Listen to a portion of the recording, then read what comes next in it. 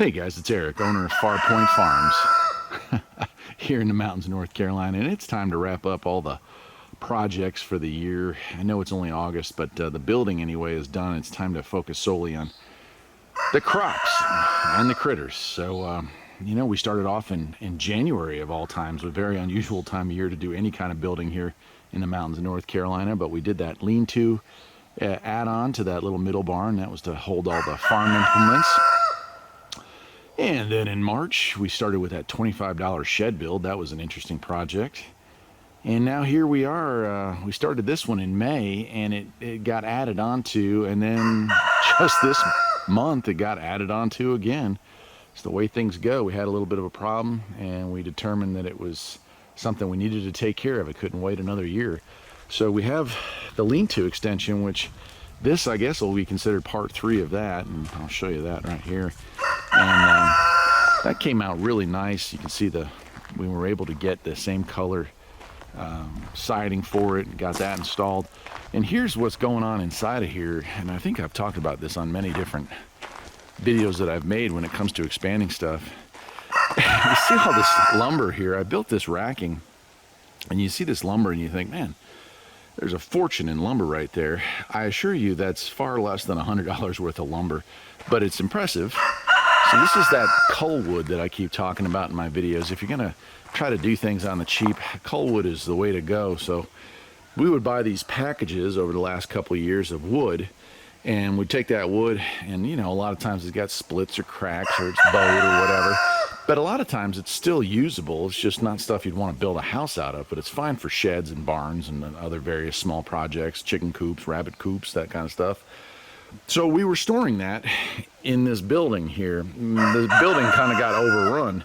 So now that we have this extension here, and it really came out nice, I went ahead and built the racking out of cull lumber and organized it into the 2x4s, 2x8s, 2x6s, a lot of 1x's, a lot of random stuff that probably never get used. This stuff down here is decking boards that we actually pulled up from the deck.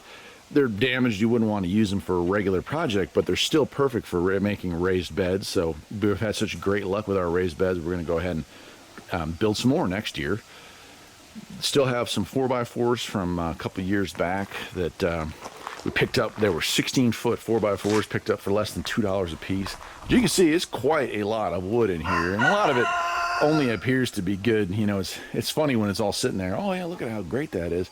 Then you pull it out and you realize it's split or it's warped or whatnot. So don't get too impressed by what you see here, but it does look like we kid around that this is the lumber store. So that's really nice. And over here you can see, if I stand real without getting shocked here, you can see how warped some of those pieces there are. But again, there's still a lot of usable material, and some of that stuff you can kind of beat flat or screw flat when you get it in there. But let's walk around here. I'll go into where the chickens are, and I'll show you what we had to. And if you have a really good ear, you might hear why we had to do this next part. Hear that? That's the sound of red-tailed hawks and eagles. And so for years and years and years here on the farm, we have just had 2 paddocks where we let the animals, the rabbits and the chickens and the turkeys, roam. We have this lower piece. Hear it? Might even be able to see it. Let's see here. Yeah, they're angry, that's for sure, because they just lost their lunch. So for years, they just free roamed. They roamed in this fenced-in area. It's electrified. And up here we have this upper area. The rabbits would live up here, and turkeys would live up here. Chickens would live down here, and they graze on the grass during the summertime. We'd supplement them with grass that we get from other parts of the property. It's really a beautiful spot, and it was a nice area for them to roam. In fact, on many occasions we've had more than 100 chickens just in this area right here. Unfortunately, we had our chickens were starting to get old, so we replaced them this spring.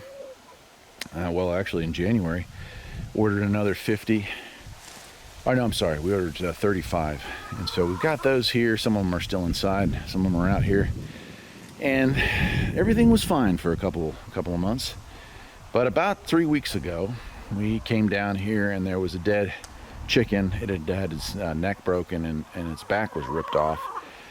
And it was hawks. They have discovered a free meal And so about every 2 days for the last month, we've lost another chicken. We actually lost a rooster, and we need to have roosters in order to repopulate. So I know in a lot of places roosters are not desirable, but here it's something that we actually need. And so, and I didn't really want to do this, but we added it on. We were planning on using this wire mesh you see here to enlarge the paddocks. We were going to make a larger fenced-in area this fall. That's obviously not going to happen because we ended up having to use it to build this, and it's that's right, Dave. It's a little quick and dirty, but it's done, and it's culled 4x4 pressure treated 16 footers up top. Most of this is pressure treated. You do see there are a few pieces that were not. We had to go with what we had, and not everything was pressure treated, though we did use pressure treated all along the bottom. And for all the posts, it's just these middle rungs and the doors that are not made out of pressure treated material. But it's a good area. It's 20 by 14, and that gives them a place to safely exist. It's just cruel to have them locked up inside, I feel like, and it's also just economically not possible for us to continue to allow them to get killed.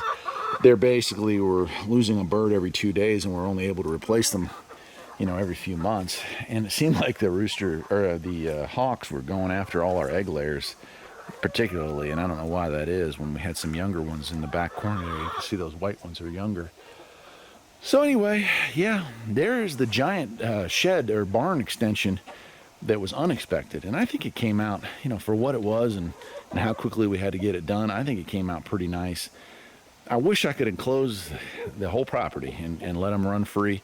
And of course, there'll be days when I'm working down here, you know, shoveling, you know what, that I'll let them run into the larger paddocks here and just round them up. Usually you throw some scratch and you can get these things to go pretty much anywhere you want to. That's right, Dave. So anyway, that's it.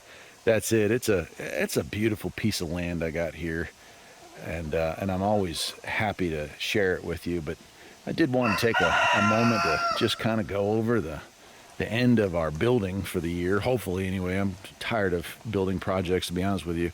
And all the veggies and all the fruits are getting ready to come in, so it's time to really focus what little free time I have on making sure that happens, that we make sure we keep our plants alive and we get the biggest yield we can. But I'm very pleased with the whole project overall, and I hope you'll maybe take some inspiration from it. A lot of people asking, you know, how do I get where you are? How do I do the homesteading thing? Well, on a budget, bro. On a really, really tight budget. That's it for today, my friends. Take care.